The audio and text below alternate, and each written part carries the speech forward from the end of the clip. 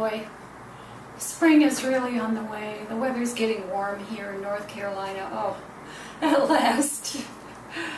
When I found out that I was going to have to supply a dessert for about 8 people, I turned to my magic pop it in the toaster oven cookbook. There's a reason why I have this posted in here. What came to mind right away is strawberry shortcake. I went to the grocery store and saw that actually strawberries were on sale. Well, that sealed the deal right there. And speaking of sale, you can buy my cookbook anywhere on Amazon or your favorite bookstore. And it is an excellent toaster oven cookbook. I wrote it myself. I tested all of the recipes. And it's also a really good small meal baking cookbook as well. So hopefully you have a toaster oven, which is a wonderful appliance. But if you don't, there's a lot of things in this that can be baked in a regular oven. And oh boy, you know, this is a fabulous, really simple dessert. And because all you do is you make the buttermilk biscuits, which is very, very simple. You cut up a quart of strawberries, and that's it. And then you can choose your topping. You can choose evil things like whipped cream or ice cream. That would be my choice. Or a non-fat topping if you feel guilty. But this is really, really a delicious dessert.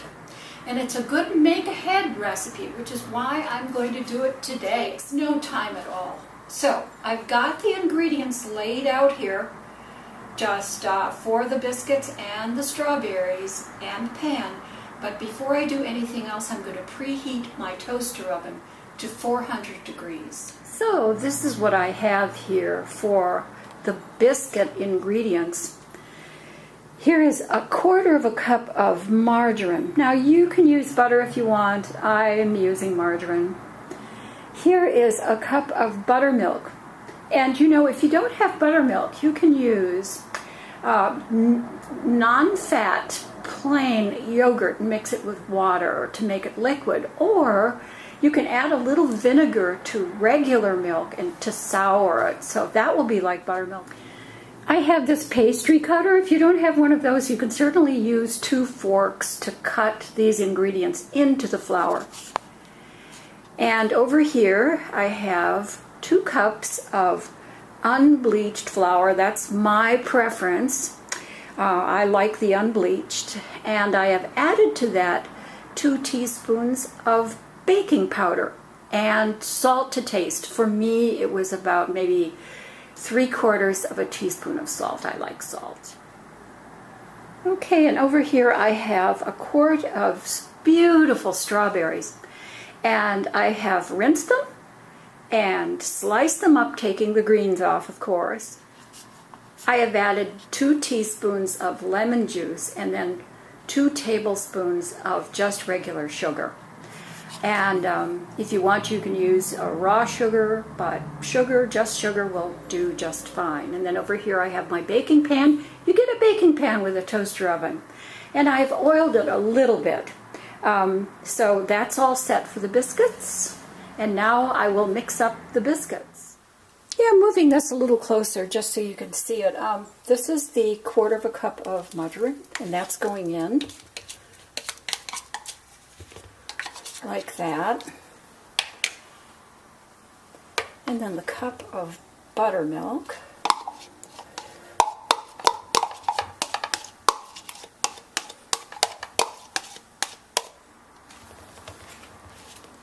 And I'm just blending it together with the pastry cutter. You can add more liquid if it's too dry and crumbly. You want it to hold together, but you don't want it really sticky.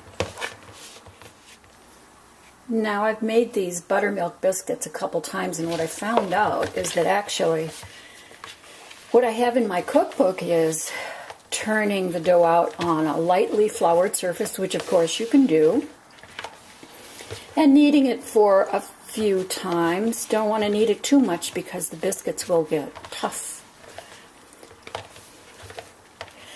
you can do it in the bowl.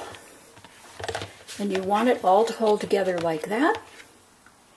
And now I'm ready to make 8 biscuits. Not too long ago, I read a book on pioneer women, and I was interested in finding out that these kinds of biscuits were actually a mainstay of people going west.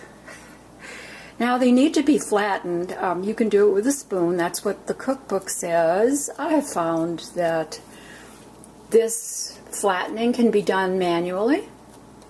Seems to work just as well.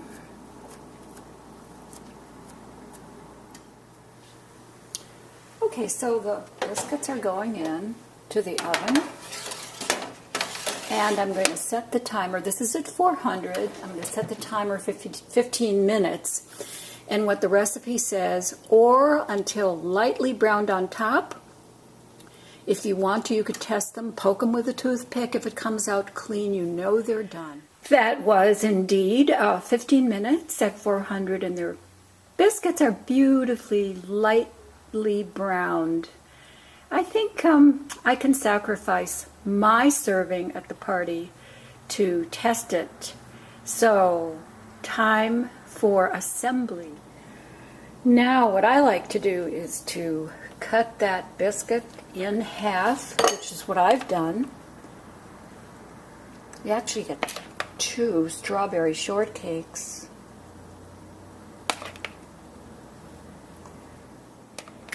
And what I like, my topping of choice is a softened vanilla frozen yogurt. I guess that's kind of a compromise, isn't it? Of course, you can use whipped cream or some sort of non-fat topping.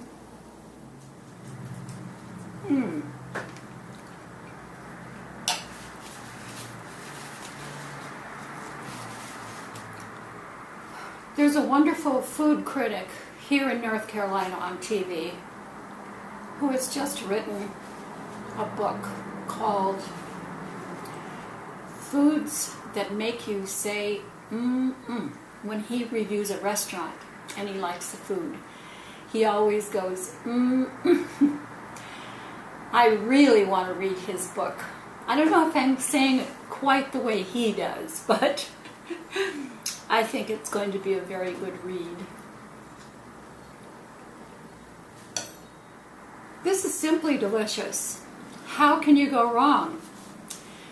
Did you ever look at those cute little packages of shortcake that they often put near the strawberries in the grocery store? Have you read the ingredients? And better yet, have you bought them? And if you've bought them, I recommend placing one of them on a napkin, because you'll have a nice grease spot on that napkin. Makes you stop and think. Strawberries are a wonderful, healthy thing to eat. And regardless of your topping, you're going to be that far ahead.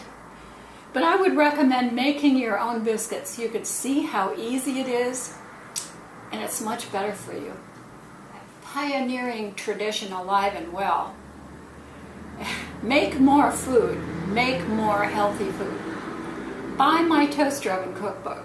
Get a toaster oven.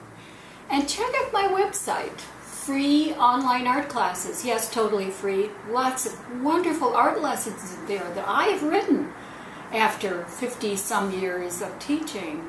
Check it out. Oh, and try the strawberry shortcake. Your family will love this. Even if you don't have a family, it will be loved.